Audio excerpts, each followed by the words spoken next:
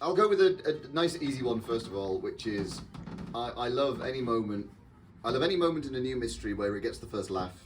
It's the first time I get to relax. But my favourite bit of any mystery is hearing when the killer's reveals dropped, the sound around the room. What I'm wanting is the I was so close and I didn't quite get it, but it makes perfect sense.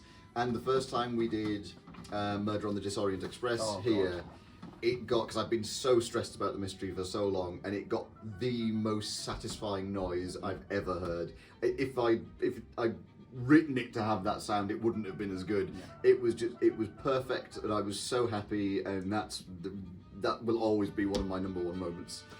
100%. No, it's great, and it's such satisfaction, isn't it? Really take a deep breath and make it. I mean, it's not a highlight; it's a low light. It was, but it was hilarious. It was one of our first experiences of doing a murder mystery for a Christmas do, and it turned out that only about 5 people out of the 50, 60 that were there knew that we were doing a murder mystery. So explaining the complex plot to people who were drunk and didn't want to know was hilarious, quite frankly. But what you, I suppose, meant with this question was behind the scenes moments, or things that have gone wrong and things that stick in our mind. So I'm going to lean forward for this conspiratorially, because there's a thing we all enjoy, which is we have an actor with us, Seb Coombe, who is wonderful, and we love him dearly.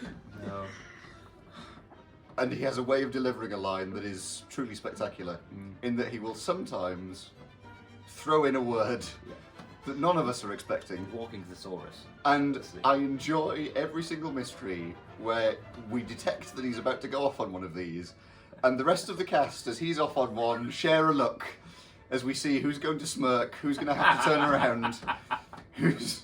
Don't tell them we turn around. Joe and I... No, they're going to look for Joe it and I remain... Well, okay, I remain stoic. I will keep looking...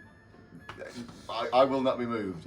The person holding the camera, and sometimes Joe, will quite often turn themselves around to look in a corner so that you don't see that what they're doing is going... I think...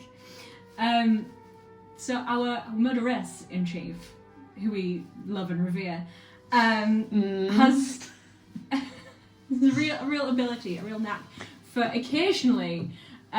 she just runs her words on to each other. So they don't quite sound like words anymore, or if we love it. She sometimes forgets what she's saying and soldiers through, and it doesn't always make sense. My absolute favourite being, I'm sure we can all agree, I think we're in a library in Manchester, and the line was supposed to be, as my mother always said, you can't spell guilty without ugly tie. And what Lexi said was, like my mother said, ugly guilty, ugly tie. Before she turned around, she took herself to the back of the room to have a minor breakdown. For me, it's kind of a combination of two, I suppose. I think I remember quite vividly when we'd first started the Fringe, and we started on the Free Fringe with the bucket. And I remember there was one where we did a whole show for the hour, and we gave it our absolute all. And just as the nature with these things, like I saw a couple of euros in there, a couple of dollars. I think we made about £5 between like all of us there, and it was like, right, well, are we doing something wrong? How's this going? And then literally maybe about 2-3 years later, we were at Symposium Hall for the first time with that. Like 100-something seat venue, air conditioned, lighting, and we packed it. Tickets fully sold out before we even got there, and like that was such a look at what we've achieved kind of moment, like and a real pride of, because you do them and we enjoy them and we smile, but you have your moments going, maybe everyone else thinks it's daft, so actually that was a real affirming, actually. Yeah, we're quite good at this. We're good at this. Yeah, and we're getting better as we go year on year on year. But that was a real milestone for me to go, oh, this is much bigger than I actually realised. I mean, I know some of them have already been said, like getting to do Murder on the Disorient Express on the friggin' Orient Express set from the movie is incredible every time we do it.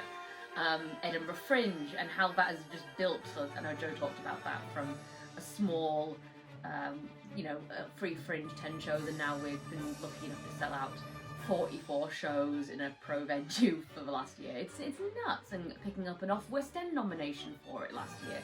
Crazy times. I think for me, other highlights would include. I mean, it's not really. It's a highlight, but it's a silly highlight. There was an incredible. We've talked about Seb's verbose nature as well, and there was one brilliant one during a Christmas Killing where he was playing Bob Scratchit, and he talked about how as a boy he was up and down Scrooge's flu. There is no mention of the flu in the actual script, but honestly, me and it was Joe Donison, different Joe at the time, just locked eyes and had to walk behind a bookcase because it was in a library, just to laugh for a moment before we came back out again, because it was so unexpected. It's still in my actual highlights.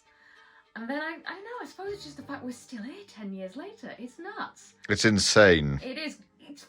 It's crazy that I'm sat here amongst all these incredible costumes and props we've gathered, and people are maybe watching this and care about our shows. It's nuts, and I still pinch myself every day that we get to do this. Oh, being on the front of Carlisle Living, that was really cool. That was a thing that happened. That was a thing that happened. We got to dress up and have a photo shoot. Nuts. Madness. Loved it.